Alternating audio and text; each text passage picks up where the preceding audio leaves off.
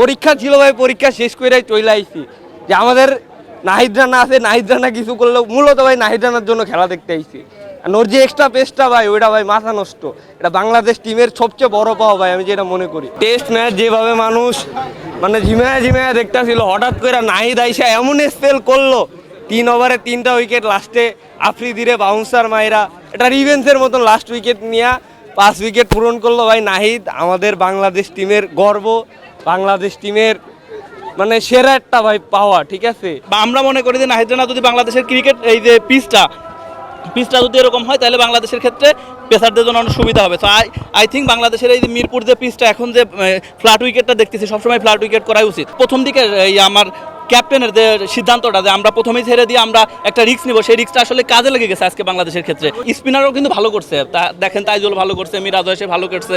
So আসলে pace বোলারের জন্য এটা করে নাই। প্রথম থেকে পজিটিভ মাইন্ড ছিল যে আমরা আজকে ম্যাচটা যেভাবে বের করে নিয়ে যাব, সেটাই উদ্দেশ্য ছিল আর কি। এভাবে খেলতে থাকলে করবে। জোস হইছে, লাস্টে 2টা উইকেট তো মনে হয় অনেক ভালো খেলা হয়েছে, বিশেষ করে লাস্টের দিকে অনেক বেশি ভালো খেলছে। নাহিদ রানা তো আজকে খুবই দুর্দান্ত গতিতে বল করেছে। আমরা আশা করছিলাম নাহিদ রানার উইকেট পাবে আজকে, ভালো বেশ 5টা উইকেট পেয়েছে। খুবই আনন্দ লাগতেছে, বাংলাদেশ জিতেছে। অবিশ্বাস্য একটা ম্যাচ আজকে আর কি, খুবই চমৎকার, মানে বলে প্রকাশ করতে পারবো না। রিজওয়ান যে ধরতেও পারলো না বলটা, এত এক দুর্গন্ততে আর কি ঘুরে যে বলটা ঢুকছে, অনেক ভালো লাগছে আর কি। সাইড আছে, সাইডে সব প্রায় আমি দেখলাম যে 6 জনে সাইডে, পুরো মাঠটা খালি। চাইলে সবাই একটা উঠে দিলে শেষ, কিন্তু পারে নাই।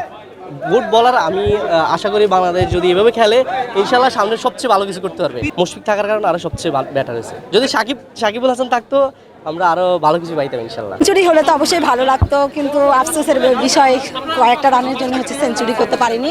তবে নেক্সটে আরও ভালো করুক, এটাই চাই। আরও ভালো এমনই ক্যাপ্টেন্সি ধরে রাখুক, এটাই চাই। মানে রিজওয়ানের মাথায় তো কিছু নাই, তাই তো মনে হচ্ছিল ও কেমনে এই বলটা করতে ছেড়ে দিতে পারলো। স্পেশালি উনি মনে করেছে বলটা বের হয়ে যাবে, কিন্তু ইনসিং হয়ে বলটা ভিতরে চলে এসেছে। দুর্দান্ত বল করেছে নাহিদ রানা। তো টেস্ট ক্রিকেটে দুর্দান্ত ছিল, সে ভালো ব্যাটিংও করছে। তার আমি দেখছিলাম একটা স্টেট যে ব্যাটিং ক্যাপ্টেন হিসেবে তার ব্যাটিং কোডটা টেস্টে 40-এর উপরে।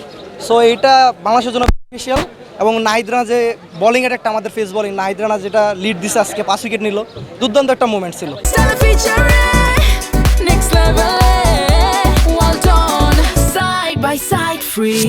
আন্তর ক্যাপ্টেন্সি হলো অসাধারণ ক্যাপ্টেন্সি। সে ফিল্ডিং সেট করেছে, যেমন বোলিংয়েও দিয়েছে তারে যে ভালো উইকেট নিতে পারবে বা ভালো বল করতে পারবে। আমার রিজওয়ানের উইকেটটা যখন নিয়েছে তখন ইনসুইংটা আমার কাছে অনেক ভালো লাগেছে নাহিদ রানার। এই নাহিদ রানা কেন আসে না? তার স্পেলের মাত্র সে 5 ওভার বল করেছে, তা সে কেন আসে না? সারা দিন চলে গেল, মাত্র সে 5 ওভার করলো। এই টাইমে যে সেই যেভাবে পেসটাকে জেনারেট করেছে, এটা আসলে অতুলনীয় ছিল। ক্যাপ্টেন হিসাবে শান্ত, আমি একটু আগে রেটিং করেছি 7/10, কারণ হচ্ছে নাজমুল হোসেন শান্ত অ্যাজ এ ব্যাটার সে খুব এই টেস্ট ম্যাচটিতে খুব ভালো খেলেছে। অ্যাজ এ ক্যাপ্টেন এই ম্যাচটিতে 10/10 তাইজুল যখন বল করছিল, দর্শকরা বলাবলি করছিল যে এই টাইমে তাইজুল চলে না আসলে, কিন্তু সেটাই মানে আমার কাছে তেমনটাই মনে হয়েছে। কেন আজকে মিরপুরের পিচ অন্যরকম আচরণ করছে? স্পিনার কিন্তু শেষ দিকে খুব একটা ভালো করেনি। নাহিদ রানার পেস জেনারেটের কারণেই ম্যাচটা ঘুরে গেছে। এক বাউন্স, চমৎকার সব বাউন্সগুলা। মনে করেন যে ব্যাটসম্যান বলতেছে যে আমি উপরে যেতে চাই, আমরা তাড়াতাড়ি সুযোগ দাও, আমি উপরে চলে যাই উইকেটটা দিয়ে, এমন কিছু একটা বলতেছে। এমন রিজওয়ানের আউটটা আসলে ওইটা নিয়ে বলতে চাই না, সর্বোপরি এখন জিতছি এটুকুই। আর নাহিদ রানার শেষের বাউন্সারগুলো অসাধারণ। ওই টাইমটা মনে হয়েছে কি গার্ডেন মানে অনেক ভালো লাগছে। বাংলাদেশ যেহেতু জিতেছে সেটা তো ভালো লাগবেই, আমরা খুবই খুশি হয়েছি। তাসকিনকে কেন পছন্দ? ছোট থেকেই তাকে পছন্দ, সে আমার ক্রাশ।